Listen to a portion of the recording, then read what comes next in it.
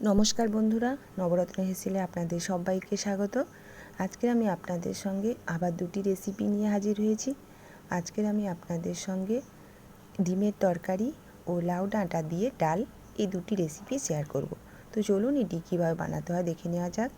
প্রথমে আমি কড়া বসিয়ে দিয়েছি। কড়া গরম হয়ে যাওয়ার পর দিয়েছি পরিমাণ মতো সাদা তেল আর দিচ্ছি কুচনো পেঁয়াজ।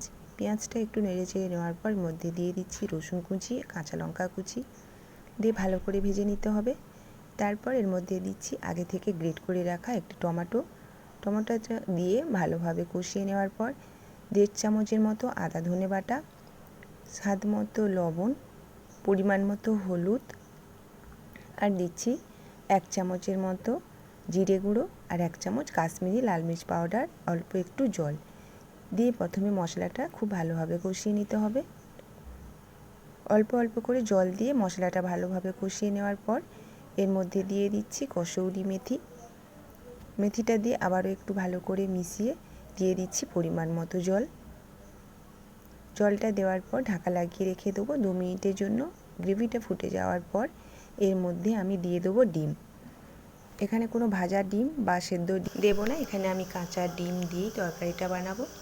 ডিমগুলোকে এইভাবে ফাটিয়ে দিতে হবে আর একটু সাবধানেই ফাটাতে হবে যাতে কুসুমটা না ঘেটে যায়। ডিমগুলো দেওয়ার পর ঢাকা লাগিয়ে রেখে দেবো 5-6 মিনিটের জন্য। তারপর ঢাকাটা খুলে খুন্তিটা দিয়ে আর এক পাশটা উল্টে দিতে হবে।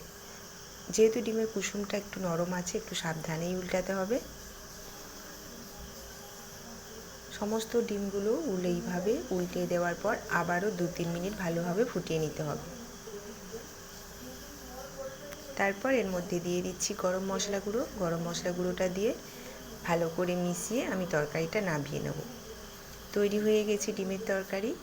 এবারে বানাবো লাউ ডাঁটা দিয়ে ডাল। তার জন্য কড়া বসিয়ে দিয়েছি। কড়াই দিয়ে দিচ্ছি পরিমাণ মতো তেল, 1/2 টিস্পুন পাঁচফোড়নটা একটু ভাজা হয়ে যাওয়ার পর এর মধ্যে দিয়ে দেব 2 শুকনো লঙ্কাটা একটু ভেজে নিতে হবে। তারপর দিয়ে দিচ্ছি কুচনো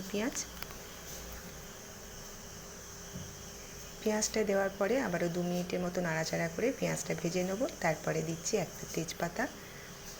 ভালোভাবে সমস্ত উপকরণ ভেজে নেওয়ার পর এর মধ্যে আমি দিয়ে দেব আগে থেকে কেটে রাখা ডাঁটা। লাউ ডাঁটাগুলো আগে থেকে ভালো করে কেটে আমি ধুয়ে রেখেছিলাম। ডাঁটাগুলো দেওয়ার পর 2 মিনিট এইভাবে নেড়ে চেড়ে মধ্যে দিয়ে দিচ্ছি স্বাদ মতো লবণ, পরিমাণ মতো হলুদ আর 1/2 টিস্পুন আদা ধনে বাটা আর অল্প একটু জল দিয়ে মশলাটার সঙ্গে ডাঁটাটা খুব ভালোভাবে কষিয়ে নেওয়ার পর ঢাকা লাগিয়ে রেখে দেবো কিছুক্ষণের জন্য। তারপর ঢাকাটা খুলে আবারও একটু ভালো করে নেড়ে চেড়ে নিতে হবে। এবার আমি এর মধ্যে দিয়ে দিচ্ছি মুসুরির ডালটা আমি আগে থেকেই সেদ্ধ করে রেখেছিলাম। ডালটা দেওয়ার পর খাড়ার সঙ্গে খুব ভালোভাবে মিশিয়ে নিয়ে দিয়ে দেবো পরিমাণ মতো জল। তারপর ঢাকা লাগিয়ে রেখে দেবো ডাঁটাটা ভালোভাবে সেদ্ধ হওয়া পর্যন্ত। ঢাকাটা খুলে আমি আবারও খুন্তিটা দিয়ে একটু নেড়ে চেড়ে নিচ্ছি আর ডাঁটাগুলো খুব ভালোভাবে সেদ্ধ হয়ে গেছে।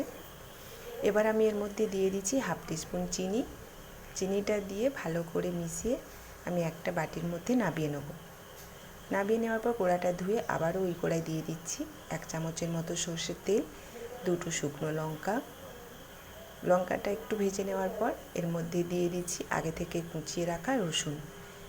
এখানে আমি 3টে রসুন এইভাবে ছোটো ছোটো করে কেটে নিয়েছি।